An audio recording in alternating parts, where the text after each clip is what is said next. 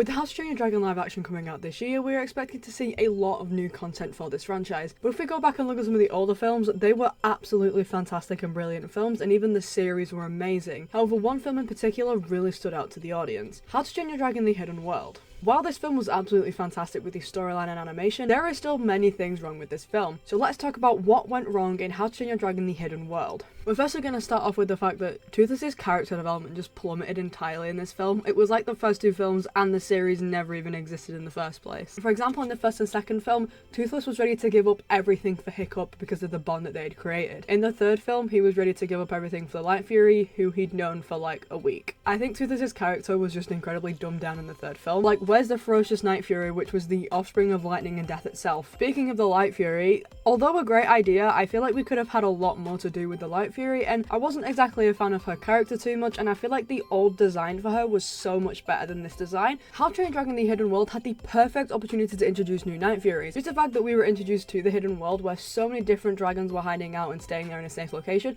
I just feel like it would have been a much more interesting plot for the story. Can we also just talk about really quickly Snotlout's crush on Hiccup's mum? Especially because in the books, Snotlout and Hiccup are technically cousins. The villain in this film, Grimmel, was absolutely fantastic, and he's easily one of my favourite villains because of just how genuinely evil he is. He has no reason to be evil, yet he is. However, I'm a little bit skeptical because what do you mean he killed every single Night Fury? Unless the Night Fury species was already endangered and there was minimal left, I really don't see how this guy made the entire species extinct. But we're going to move on because the film was actually okay. With the rating of 7.4 on this film, the film has to have had some really good points. But I do also think that this ending was the perfect ending to the How to Train Your Dragon franchise. It shows a really nice happy ending for both sides, the Vikings and the dragons. This film just really sticks out as not my favourite and just not pointless, but I don't know, so much could have been changed in this film.